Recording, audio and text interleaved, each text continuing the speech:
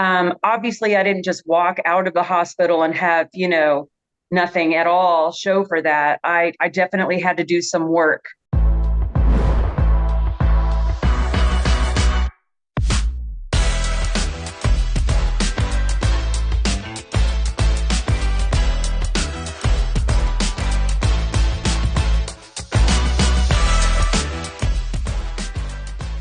Hello, everyone. This is Rebecca Hardy, president of Texans for Vaccine Choice. Welcome to another episode of Shot Callers. We are continuing our series with our vaccine choice victories, and I'm so honored by our guest here today, Shelley Luther. And I'm going to read a quick little bio. You are a small business owner and a former school teacher, and you stood up against government shutdowns and you were even thrown in jail by a liberal judge during the COVID lockdowns. You and your husband reside in far north Texas, where you operate a horse and animal rescue. You are both highly active in local conservative politics, not just in Grayson County, but across the state. And for our listeners who may not know your full story, Shelley, which I know the full story is a lot to unpack, so I will let you decide where you want to go with that. But why don't you briefly chat about that whole thrown in jail thing that I just kind of glossed over, if you will, during my intro. For those that may not remember, Shelley Luther is the salon owner from Dallas. Her salon is in Dallas County. And she said, no one is not essential. I am opening my salon. And she defied the lockdown orders and went to jail for it. And so why don't you just kind of unpack that whole thing that happened? Well, yeah, I own a salon in Dallas, and we shut down like everybody did during COVID. We shut down for a full month. And after about 3, 4 weeks, my stylists, who were not receiving any government assistance at all, were calling me saying, what do we do? Because they weren't able to feed their kids. And so my husband and I prayed about it, and we decided we were going to open the salon. We did not want to be the reason why they could not work and, make money to feed their kids. And we ended up just doing it. And it ended up being a huge, actually national movement, which we had no idea. We just thought we were going to open our little salon and nobody was really going to, it wasn't going to be that big a deal. And it ended up being a very big deal. Of course, with it being in Dallas, it was a very liberal judge that threw me in jail because I wouldn't apologize. Apologize for what? I'm not really sure. I think they were just embarrassed and thought that I was making a mockery of the whole thing. And it just wasn't. I just had to stand up and say no. So ended up going to jail. It was 2 nights and 3 days, a time span. It was actually supposed to be 7 days and $7,000 in fines. But the Texas Supreme Court actually freed me, not because they said it was wrong what they did. They actually found a technicality in the way that he submitted his contempt of court charge. And said he didn't file it correctly. So that's how I got out. It wasn't really them saying that, what he did was wrong. Interesting. Well, and what was it like for you as the owner and your stylist to be called non-essential? I mean, that was just kind of the gut punch to all of us, wasn't it? Well, you know what? Is first of all, our governor and the district judges and everybody should not be able to label our businesses essential and or non-essential. I think that's what everybody else kind of figured out, because the way that you make your money is not essential maybe, but what's essential is you being paid and being able to do whatever you need to do to take care of your family. But what a lot of people don't know about hairstylists, they have thousands and thousands of training hours in sanitation. A lot more than, Walmart employees or the pet groomer next door to us. That was essential. Liquor stores were open. On that day that I went to jail, you could actually get a drive-through lap dance, which is just, I don't even know what to say at that point. But yeah.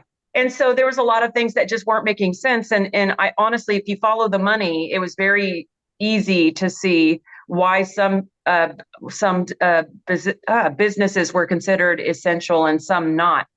But as far as hairstylists, we had a very elderly clientele in our salon. A lot of ladies that came in once a week and got their hair washed and got like a perm set, like, and sat under those like old fashioned dryers. And when they weren't allowed to come out, um, they didn't get out of their house at all, like at all. And we actually have a client that like doesn't have arms or doesn't have hands, like from here up, doesn't have any way to even wash her own hair if she wanted to. So we are essential if you look at it even from that point of view. And it really, I mean, there were a lot of elderly women in our community that were regulars that went weeks, maybe even months without getting their hair washed because they did not have a caregiver or someone that could go to their house, or they were afraid now to let anyone come to their house because of the big scare. And so it was just, it was horrible. And hope, definitely we're never going to shut down again, for sure. Well, with you in the state house, I have a feeling lockdowns are going to be a much less possible outcome, right? I For sure. loved. I was I was just talking to someone earlier today about what a blessing it was to hear you and Tim speak just a few nights ago at one of these monthly meetings that was meeting just down the street from me, and I was like, oh, Shelley's going to be there. I'm going to go. And so literally I had put the dinner on the table and I said, guys, I just got to go. And so I literally like just put on my sandals and went. And it was, I'm still digesting this. I'm still mulling. And I mean, it just really touched my spirit. And I mean, there was just a lot to mull over and chew on there that y'all presented. And I just want to commend you for just sharing your story and not being shy about it. I mean, there's so much there. And I just kind of want to pivot a little bit because you did have this major medical event that happened we're just past the year anniversary of this. And I mean, when I got home, I was telling my husband, I am married to a Tim as well. So go Tims. They make good husbands, right? Um, and I was like, literally within, 7 months, she had this. I mean, she should have been dead. And not Mhm. only was she not dead, she filed to run for office. Like, I can't even wrap my brain around that. So again, just the short story, which it's not a short story, but if you can try to kind of condense the you almost died story for our listeners. Yes. So we had already run two campaigns previously to this. We lost both of them. And we decided we were going to get out of politics. Honestly, we were not sure that that's the path that God was wanting for us at the time because we lost twice. And we tried really hard, worked really hard on those campaigns. And in April of last year, 2023, um, April 20 or April 4th, uh, I had my carotid artery in my brain actually exploded. I had an aneurysm explode in there, and I was rushed to a hospital to find out that they couldn't save me there, and then was eventually taken to Medical City in Plano, where they said I probably would not make it through the night. I had a failed surgery. And after a couple of days, they were able to sort of fix this aneurysm, the carotid artery, with new technology that they have, which was only the first hurdle. My head was completely filled with blood, and I actually ended up having several strokes because of that. I ended up staying in the hospital over 3 weeks, and then obviously having all of that happen. The doctors are very shocked that I was able to even survive that. fewer than 1% of people that have the type of aneurysm that I have actually even make it to the hospital, much less survive it, much less are able to talk and walk after that. So it's all an amazing gift from God. And we are definitely taking every step that we can to make sure that every single person knows that I'm standing here. We're a family again, because God chose to make that happen. There is no other reason to explain it. That is the undeniable conclusion that anybody who hears that story will draw. And that, I mean, I'm just even just hearing it again, just in the briefest of moments that you're kind of glossing over a lot there, it still just brings tears to my eyes because it is an undeniable miracle because you shouldn't be alive. And if you happen to live, I mean, all signs pointed to you being, a vegetable or and so you not only are you not any of those things, but you are, I mean, you are with it. You are as sassy and as on fire as as in the Shelley Luther that I knew before your aneurysm. In fact, if not the same, more so. I loved what you said. You were saying these guys in Austin do not know what's heading to them because guess what? I'm afraid of nothing, not even to die. Right. It's an overwhelming feeling and it's very humbling for sure. Um, to be honestly chosen for God to save. He didn't have to. And I owe that, I think, to our obedience that we have definitely said, coming, from the first day that we opened the salon, we did that because God said, do not be afraid. Open the salon. I will protect you. And it just was ringing through my whole body the entire time. And if anyone ever goes back and looks at the video, because it was live streamed of the whole court experience, you can tell I'm not afraid at all, which someone who's never been to jail should be afraid at that moment. He could have put me in jail for 6 months. And so wasn't afraid, was in the jail, not afraid there. And it was just my acceptance of God saying, I've got you on this. Do whatever you need to do. And then when we got out, home from the hospital, of course, that was scary. It was scary to get out and do things. And I just had to hold on to what God told me and said, I'm protecting you. Do whatever you need to do. So, yes, I'm very much so looking forward to going down to Austin with God's armor, honestly. And I'm ready to fight. So it should be exciting. There you go. Well, and remind me, I should have looked this up. I'm so sorry. Your HD is HD 62. 62. The good ones are in the 60s, I'm telling you. Those get a little spicy. Um, yes. Okay, so you ran for, I want to go back to something you said earlier. You had run for an a special election Senate seat. Then you ran for the HD seat that you just won in 22. And Yes. then, so running for office is not for the faint of heart, Shelley. And you had talked about this a little bit at that Monday night meeting about, I heard God said, tell me to run. And we did. And we just kind of lost heart because, running for office is not, I mean, like I said, it's not for the faint of heart. And you ran twice because you felt very strongly that God had told you to run. So tell us a little bit about that third run and why and how that was different. It definitely was different. First of all, we didn't think that we wanted to be in politics or we were supposed to be. We don't do much that we want to do these days. We do whatever we're told to do. But I mean, I was taking, I was doing physical therapy. I was doing speech therapy. Obviously, I didn't just walk out of the hospital and have, nothing at all show for that. I definitely had to do some work to get back to being able to, there were words that I couldn't remember. I mean, a lot of words I could not remember, simple words that I couldn't remember. And I lost 20 pounds in the hospital because they couldn't feed me for like the first 10 days at all, not even, a feeding tube or anything like that. And so I was grossly underweight. And so it was a long trek to get back to even just being able to stay up for several hours in a day was a lot. So the aneurysm happened in April.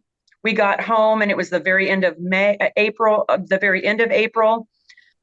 Speech and physical therapy for a couple of months, twice a week was basically the only things we were doing getting out of the house. We went to, in a several month time span, we went to church, I think about 3 times. It was very overwhelming because there were a lot of people that prayed for us there. They were honestly touching me and looking at me like I was a ghost and a miracle. And so just, it's humbling and overwhelming at the same time. And then starting in about, I think it was about September, because my track of I lost track of time because I was just in the house in my pajamas, just hanging out. I decided to go outside where Tim, my husband, was working on with the animals, and he was listening to the Ken Paxton impeachment trial. And of course, I knew nothing about any of that stuff going on because I wasn't involved, wasn't, paying attention to and I had no idea that was going on. And so I'm just listening and I'm like, what is that? And he's like, oh, they're trying to impeach Ken Paxton. I'm like, who is? We just started he started talking, and I just felt the fire inside of me going, I cannot believe this. I knew Ken Paxton was the best AG in the nation. I knew that for sure. Brain aneurysm or not, I remembered that. And so just started listening a little bit more, and then started paying more attention on social media and all of those things. And it got to about November, and Tim was just starting to leave me at the house by myself so he could go work. And I just called him when he was on his way to work one day, and I'm like, babe, I know this is not what you want to hear, but I'm supposed to run again. I'm supposed to run for this office one more time. And he was very mad at me, and not because he doesn't think that, whatever, but he literally almost just lost me. I've been to jail. I've run 2 other campaigns. Anybody that knows anything about running a campaign knows it's physically and mentally exhausting for someone who has not been through what we just went through. And he goes, you're not going to be able to block walk. You're not going to be able to do anything. And I'm like, God said he would protect me. And it's got to be so frustrating for someone to hear that after what we've been through. I mean, honestly, I mean, I don't even know. It had to be very hard for him to hear. We didn't talk for a couple of days because he was so upset, for good reason. And we had someone come over that wanted to talk to us about it. Honestly, they just wanted to get their eyes on me to see if I was even honestly, a vegetable in the corner, because we weren't really doing anything at the time. And so I got dressed for that and put some makeup on for the first time in months. And he said, do you want to run? And I'm like, well, it's not that. I just think I know that I'm supposed to. I don't know how I'm going to. I honestly had no plan. I had no idea what I was going to do. But I'm like, I'm supposed to. So we need to figure out whatever I need to do to make that happen. And so we ran. And this time we had endorsements from both the Paxtons, Sid Miller, Ted Cruz. And so I'd never gotten any of that type of help before in the past in the other campaigns. But it's not that. The entire time that the campaign was going on, could I knock a ton of doors? No. I only knocked a few days out of the entire time, because we put our name in one of the last days that we could even put my name in, right before the filing date. So that was, mid December. And the election was in March. And so I block walked fewer than 5 days for about 2 hours each day. But we found events and meetings that were going on, and we went to them and I spoke at them. But I'll tell you what we did do differently this time, and what I felt like I must do, instead of talking about what my opponent's doing, because everybody knows at this point, he voted to impeach Paxton. He was against school choice, all of the things, right? But it was more important to me to share with everybody what we had just gone through, and that God is a miracle worker. And I would not be standing here if it wasn't for him. And so with the whole salon experience, with all of the campaigns and all of the national notoriety that we had been given, was not for anything except an audience for our testimony about how great God is. And that's what I said a lot. I said, you may not vote for me, and you know what? That's okay. I know that you're sitting here in front of me right now, so I can tell you this story. And so, and you know what? I was really okay with it. And once I knew that I was protected, that I was doing exactly what God wanted me to do, even if it wasn't a lot. I didn't have a lot of energy. I stuttered a lot when I was speaking, and it wasn't perfect. I always try to be like perfect with everything. And it really was a very imperfect campaign run. And I knew before the results came out that we were going to win. And it was just this most overwhelming feeling. And we did. We ended up winning that race. And I owe it all to God, 100%. Wonderful.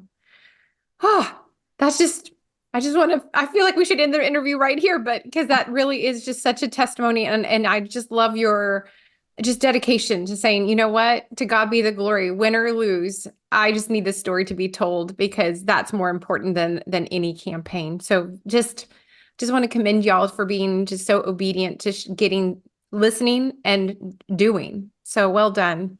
Thank Okay, we're you. going to pivot. Okay. Yeah. So, let's talk, kind of policy or go into Austin now. So, Austin does, like I said, they don't know what's heading to them. The storm, the Shelley storm, right? So as far as, just you heading to Austin, what do you think you specifically will be able to contribute that's new or different? Well, I think this session's, especially this session, there are a lot more grassroots, regular people that are going to be in there to fight. And I know that the true conservatives that were in there this last session, there was only really about four of them, and you can't really do anything in the Texas House with four people. It's just you can do a lot of stomping and trying to kill bills and things like that, but you need numbers in the House. So you have obviously this true passion for medical liberty. What do you see you yourself contributing to the advancement of Mhm. vaccine choice for Texans? So, ironically, I feel like COVID did people that are for vaccine choice, it did them a favor, honestly. Um, there's a lot of people, and maybe even including myself. I just like gave my kids vaccines because I was quote unquote supposed to do that. Thankfully, nothing ever happened. But now that I've been in politics and spoken with people that have vaccine injured children and all of the such, um, man, I just want to be a huge fighter for those people because no one should ever have to put anything in their body or their kids or their family's body that they don't want in there. And that's other people's problem, not yours. If they're mad about it, that's their problem. And so, especially with these COVID vaccines and all of these things, I don't remember how many shots were given to my kids when they were young, but I felt like at the time it was a lot. And I'm sure, is it like over 50 or something shots or something now before they're Yeah. even two? Um, I don't know. How did we live this long if we didn't have the 50 shots? You know what I'm saying? It's just, and what I always want to stress is common sense politics, common sense. Let's just let people make decisions, what the best decisions for their self and their family, and choose what's best for you. And if somebody has a problem with it, then that's their problem. And we definitely need to put that power back in the hands of parents. And the entire state said, bravo. Yes. With that in mind, what do you think would be your gold standard when it comes to your legislative approach to vaccines? You know, as a business owner, I obviously would never make any of I guess I'll call them employees. They're not really, they work in there, but they're not my employees. But I would never mandate any type of vaccine for them ever. Um, it'll be a little bit different, I guess, for other business owners. And I'm a true believer in the government staying completely out of things, like stay completely out. So I haven't quite decided what I would do. I don't know if we can make private business owners do certain things, but I know for anyone that receives a government or a state, if they're paid at all by the state or have anything to do with that, then we should take out all vaccine mandates completely. Any of the publicly funded schools obviously could not mandate a vaccine, and not just the vaccines that when children are born. I'm talking about any vaccine that anyone does not want to put into their child or into their own body. I'm going to fight hard against those things and try to get rid of any mandate possible. Wonderful. Well, that about wraps up the questions I had for you. Is I just always want to give my guest an opportunity for any last words, final thoughts, or words of wisdom for our listeners. And this is what I told people, I think, in the meeting the other day. God is good, and the fight seems really hard sometimes. And man, going through something like a brain aneurysm and what my husband had to go through, there's nothing harder than that fight. But I want you to be encouraged that God is still here. He's still fighting. And he's putting people into office with a full protection of armor that are very ready to go fight for you in Austin.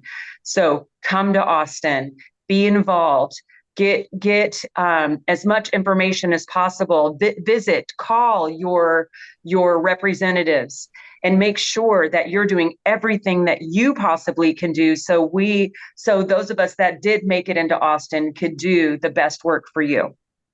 Well, I know you like to say that reinforcements are coming for our fighters in Austin, but I just want to commit to you that you will have backup. TFEC always brings an army, and we will be there to support and to, do battle with you when these bills are going through the machine, if you will. So Yes, absolutely. I appreciate it. I'll take all the help I can get. And obviously I don't know everything. I obviously am not going to go in there and say I know everything. Don't talk to me. I'm there to learn. I'm there to listen. And I'm there to make sure that your privacy, your body is not violated by our government. And out of anyone there, I could say that should be my number one priority, because obviously going to jail, that it's a big deal to me now. So that's right. Let's get a bunch of wins in Austin. We're here for it, Shelley. Well, thank you so much for joining us today. I hope this episode blessed our listeners like it did me yet again. I just am so thankful for you. I'm thankful for the hand of God on your life and for your amazing husband that just never, except for those few days y'all didn't talk. He has just been a rock next to you. And we all know that behind every tremendous candidate is a even tremendous partner, because you when you run for office, you run as a couple, right? It's not just, and that's not lost on me. So well done to you both, and we look forward to seeing where this goes. Thank you. Thanks for having me. Thank you for listening to the Shot Callers podcast. Please, if you found value in this content, rate us and share the podcast with a friend. It's a great way to get the message out and to empower everyone to make informed decisions. Until next time, never forget, we are the Shot Callers.